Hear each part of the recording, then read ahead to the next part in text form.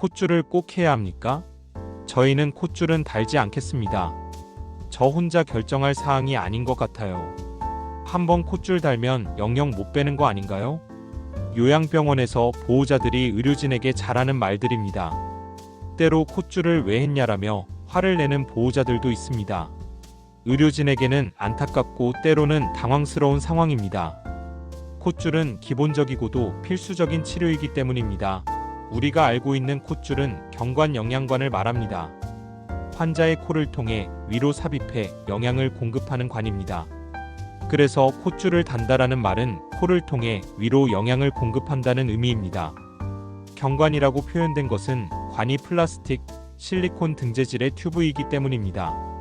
의료용 튜브이므로 사용하거나 부착했을 때 인체에 무해한 재질로 자극을 최대한 주지 않도록 제작됩니다. 최근에는 은나노 코팅, 하이드로젤 코팅 등으로 항균력은 향상시키고 삽입 시 마찰력 감소로 자극성은 더 완화시키고 있으며 생체적 합성 고분자 기술을 접목하여 내분비계 교란물질을 제거하고 위상과 약물에 대한 내구성을 강화하는 등 연구를 통해 지속적으로 인체에 최적의 제품이 개발되고 있습니다. 환자 보호자와 의료진 간에 이 콧줄이 논란처럼 보이는 이유는 콧줄, 즉 경관영양에 대한 인식 부족으로 인한 오해와 부정적 편견의 만연 때문입니다.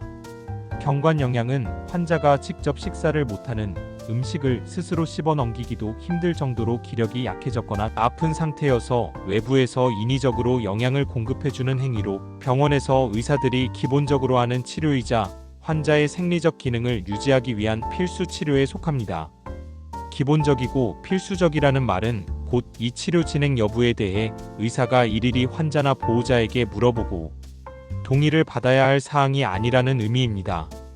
그런데 우리나라에서는 특히 요양병원에서 경관영양에 대해 의료진이 보호자에게 진행 여부를 굳이 물어보는 경우가 많은 것은 그만큼 경관영양이 보호자, 즉 일반인들 사이에서 연명치료로 잘못 인식되어 있기 때문입니다. 그래서 심지어 왜 했냐라고 컴플레인을 하는 보호자도 종종 생길 만큼 오인으로 인한 오해가 만연해 사회 정서상 의료진도 물어보게 되고 급기야 구두로라도 동의를 받는 경우가 생긴 것으로 볼 수 있습니다. 흔히 연명치료라고 말하는 연명의료는 말 그대로 생명을 연장하는 의료행위를 말합니다. 우리나라의 연명의료결정법에 따른 연명의료는 임종 과정에 있는 환자에게 심폐소생술, 인공호흡기 착용, 혈액투석, 항암제 투여, 수혈, 체외생명유지술 등 치료 효과 없이 임종 과정의 기간만을 연장하는 의학적 시술을 말합니다.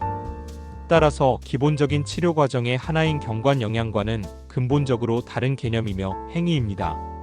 연명의료의 배경과 취지는 임종에 처한 환자가 자신의 존엄성을 지키기 위해 연명의료를 중단하거나 거부할 수 있는 권리를 보장하는 것입니다. 한편 경관영양은 정맥영양과 함께 영양 공급에 해당하는 것으로 수분 공급, 체온 유지, 통증 완화, 상처 치료와 소독 등처럼 의료적으로 기본적인 치료 과정에 속합니다.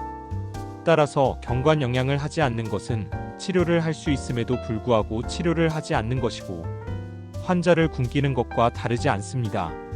건강한 사람도 밥을 먹지 않으면, 즉 음식을 통해 영양을 공급받지 못하면 체력이 떨어지고 면역력이 약해져 병약해지고 그대로 계속 먹지 않으면 굶어 죽게 되는 것은 쉽게 예상할 수 있는 결과입니다.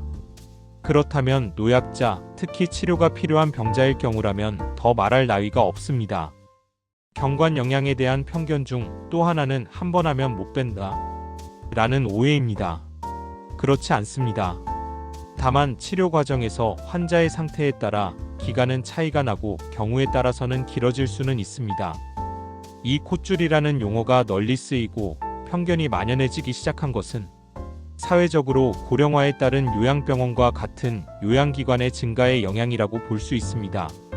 1990년대 말에서 2000년대 초반경부터 노인의 요양병원 입원과 장기 입원 환자가 늘어나면서부터로 봅니다.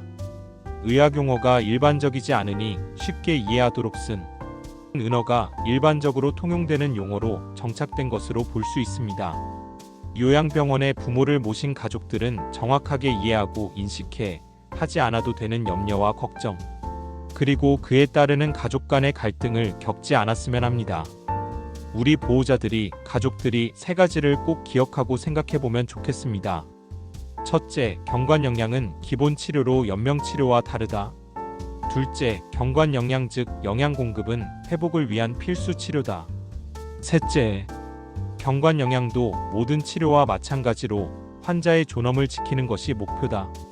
병약해진 부모에게 경관영양을 하는 것은 아픈 아이를 돌볼 때 어떻게 하던 아이에게 뭐라도 먹여 기운을 차리게 하려는 그 마음과 같습니다.